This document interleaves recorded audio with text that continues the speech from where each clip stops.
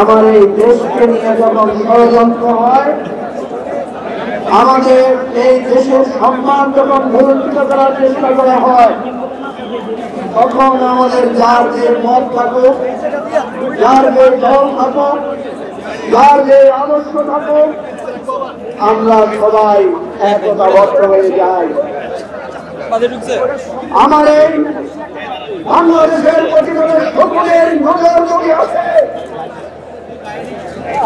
যদি আমার এই বাংলাদেশের সার্বভৌমত্বের উপরে যদি কোনো আঘাত আসে, আমার প্রত্যেকটি বাংলার মানুষ হয়ে যায় একজন নবাব সিরাজউদ্দৌলা, আমার একজন মানুষ হয়ে যায় একজন শাহজালাল, বাংলাদেশের প্রতিটি মানুষ হয়ে যায় একজন শাহজালাল। আমার একজন মানুষ আমরা সবাই হয়ে যাই শরীয়তুল্লাহ, আমরা সবাই হয়ে যাই আমাদের জেনারেল জিয়া, মেজর জলিল, আমরা হয়ে যাই হাফেজ হুজুর এবং হযরত মাওলানা ফজলুল করিম। শুধু তাই নয়, এই দেশের স্বাধীনতা সার্বভৌমত্ব বিপন্ন হওয়ার জন্য আর কোন সূত্র আছে, আমরা একজন অবস্থায় মুক্ত হয়ে যাই। সুতরাং আমাদের জাতীয় ঐক্যের হিসাব পরিষ্কার, আমাদের জাতীয় ঐক্যের একটাই চিহ্ন, একটাই নাম, সেটা বাংলাদেশ। ধর্ম, মত, চিহ্ন, মতবাদ সমস্ত কিছুর ঊর্ধ্বে আমরা বাংলাদেশী। শেখ হাসিনা এই নরেন্দ্র মোদীর চক্রান্তে আমাদের দেশের স্বাধীনতা সার্বভৌমত্ব নষ্ট করতে চেয়েছিল। 5ই আগস্ট আমরা তার জবাব দিয়েছি।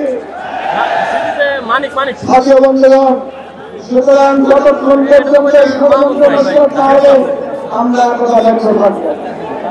দ্বিতীয় কথা বলেই আমার বক্তব্য শেষ করছি। আপনারা জানেন যতবার গণ-অভ্যুত্থান হয়েছে, শুধু গণ-অভ্যুত্থান নির্বাচনের মাধ্যমে শেষ হয় নাই, প্রত্যেক গণ-অভ্যুত্থানের পথে একটা পরিবর্তন হয়েছে। 69-এ গণ-অভ্যুত্থান হয়েছিল, গণ-অভ্যুত্থানের পরে নির্বাচন হয়েছিল, সেই নির্বাচনের ফল না আসার কারণে মুক্তিযুদ্ধ অনিবার্য হয়েছিল।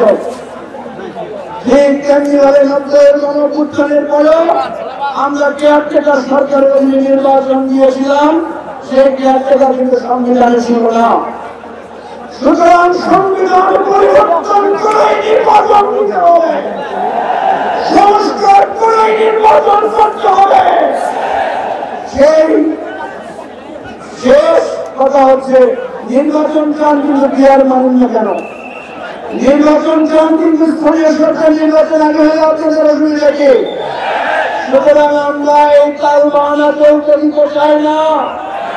বাংলাদেশের মানুষ সংস্কার এবং দেশের পরিবর্তনের মধ্য দিয়ে নতুন করে জাতীয় ঐক্যের ভিত্তিতে নির্বাচন হবে।